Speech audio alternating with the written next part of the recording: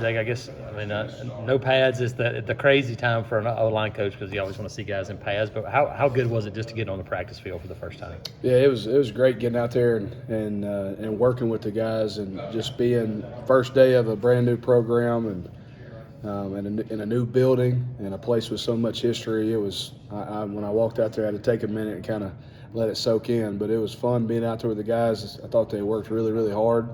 Obviously, a lot of stuff to clean up, but there's also a ton of good to build off of. So it was fun being out there again. Go ahead. So what's it like when so many new guys that you're having to really see for the first time? I mean, everybody. And what's that like as a coach when you start to watch guys run around and move around for the first time? Yeah, we have a lot of new faces, but for me, all of them are new. So, I tried to do the best I could going into it of knowing strengths and weaknesses and watching the guys over the winter, conditioning stuff and kind of figuring out what they were good at and not so good at and what we needed to work on and improve. So kind of had an idea going into the practice of what it was, but it was fun to watch those guys in a working environment. A lot of new faces and a lot of guys playing next to each other that have never played next to each other before. And I thought for that part of it, it was a pretty smooth transition for a lot of those guys. Sometimes the offensive line coach flies under the shadows of other coaches, but here you're set with rebuilding an offensive line that's been kind of dismal in the last couple of years and totally rebuilding with, I think, 8 new signees. How exciting is that, and how much pressure does that also bring to your position? Yeah, it's certainly exciting. To do it at a place like Auburn is something that I've always wanted to come and do. And so, as far as the pressure, this is the SEC. So any situation, any team, any game, everything is pressure-filled. But that's why we as competitors do that, and that's why we accept these challenges. And so I'm excited about it. I couldn't ask for a better group as far as work ethic, and they want to be good. They want to rewrite the script, flip the script, as Coach Freeze has been talking about. So I'm excited to keep it going and see where it leads us. The trio of new guys that you brought in Dylan, Gunner, and Avery, just how have you seen them kind of take to the group? And I mean, with as much experience as they have, have you seen them kind of step into leadership roles, or just what's their place, so to speak? Yeah, I think all three of them have found their role in equal parts. All three of them, none of the three are extremely vocal, but their presence out there is certainly felt. Yesterday you can tell that Gunner has played a ton of football at multiple positions. The way he practices, the way he carries himself, he kind of has that demeanor out there that I think a lot of people naturally, they flock to him in practice situations because he's got so much experience. D. Wade's got a big personality, and so those guys, as far as off the field, I know they spent a lot of time with him, and him out there on the field, he's a competitor now. He wants to finish, he looks to finish, and so he brings that element to it. And then Avery being the guy in the middle, also playing a ton of football. He brings an element of leadership, vocal leadership, making the calls, getting everybody on the right direction. And that was fun yesterday to watch in the one practice, right? So we can't make good or bad judgments really based off one practice, but to watch him operate and get everybody on the same page next to Tate and next to Stutz, those guys just kind of getting them all in the right direction, that was certainly fun to watch. Because there's so many new guys and it's a new system, it's everything. There's probably a whole lot of experimentation going on in the spring with moving guys around and kind of trying to find different combinations. Is that pretty much the case? Yeah, yes, that is the case. I want all my guys to know how to play all five. I think that's the best for their personal development. If they want to play in the National Football League, and unless you're the $40 million first-round left tackle, you need to know how to play all five of them. That's something that I did at my previous place, and I try to teach those guys every position, because if they're the starting left guard, they got to know what the center's doing every play and what the tackle's doing every play. And to know their footwork, they can seam their process together. And so there will be guys that get reps at multiple positions for their own personal development and ultimately whatever is best for our football team and our organization. Especially learning a new offense, how valuable is that to go ahead and say, look, we're going to learn everything just to give them a better grasp of things maybe quicker? Yes, absolutely. With the tempo part of it and the different ways we do different things, them having a full understanding what they're doing. The first thing we talked about in our first O-line meeting was they got to know what they're doing, they got to know how they're doing it, and they got to know why they're doing it. And if they don't know, they have to know all three of those on every play, every situation. If they don't, then I failed them as a coach, and they're not going to be fully prepared. And so teaching them off those three things, they have to know not only what us five are doing up front, but what's that tailback doing? What's that tight end doing? Where's the quarterback's eyes, okay? We don't get so much in the perimeter part of it with receivers, but we do try to teach them where their eyes are pre-snap in relation to what the play is. You talked about the other three transfers. What's Xavier been like early? Yeah, Xavier, that was exciting for me yesterday to watch him because I've watched him over the last year in recruiting, and to watch his he's still climbing, he's still getting better. But to watch him get out there and play tackle in an SEC practice is something that I've been projecting for 11 months now in the recruiting process. And to watch him out there, I think that was it was good for me because it validated everything that I thought about him and everything I think about him. And he is, in my opinion, of those guys up front, his body has changed the most from day one to right now. And that's a credit to our strength staff and our nutrition staff. Getting him in the right situation, getting him a meal plan, getting him in the weight room, and he's really made a ton of progress, and I'm excited to see how far he's going to come over the next 14 practices.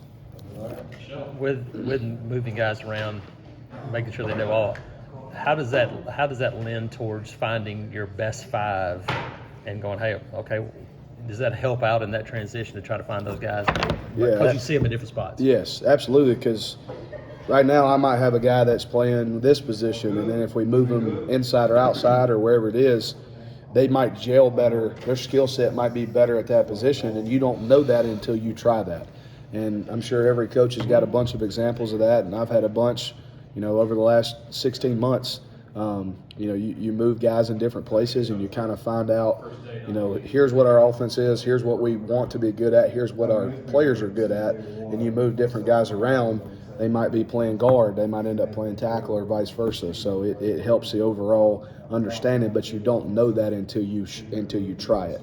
And fortunately for us, with the way Coach Freeze manages our practices, it's going to give us a lot of opportunities, a lot of reps to to play around with a little bit and figure out who our best five guys are and what spots they're in.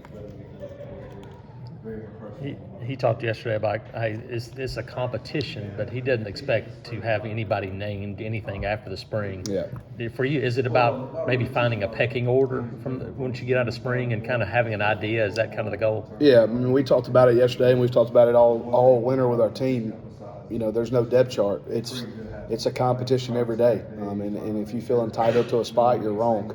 And on the other side of that, if you look at yourself, well, I'm just the third string, right guard, you're wrong. Go compete.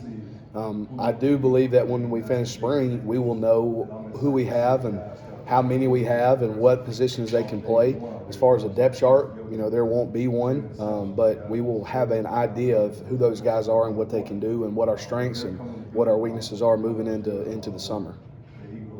What about your freshmen? You got a group of freshmen here. How do you see them adjust through the strength and conditioning after short-term recruiting them, seeing them on the field for the first time? Yeah, I thought all three of them did a nice job. I was joking yesterday, they're all supposed to be and getting ready for prom, and they're out here and they're in an SEC football practice, and they're blocking guys who are 4 and 5 years older than them. And so it was fun to watch those three guys compete. That's the one thing, the great trait all three of those guys have. All of them have their individual strengths and weaknesses, but all three of those guys are competitors. And all three of them, I believe, genuinely love football and love Auburn. And so it was fun to watch those guys yesterday go out and compete and play different roles, and the questions they ask are very mature football questions. So I'm really excited about those three guys and what our future has with those three guys on our team. Can you talk about Tate Johnson? That's a guy we got a real small glimpse of last year and he got hurt. Where he kind of fits and how he's doing so far? Yeah, Tate's doing a great job. I thought yesterday he was one of the better ones on our team yesterday in practice. He in the walkthroughs that we have talked about and had, he's been playing some right guard. He played left guard yesterday. He's going to know how to play all three of those middle spots. He's intelligent.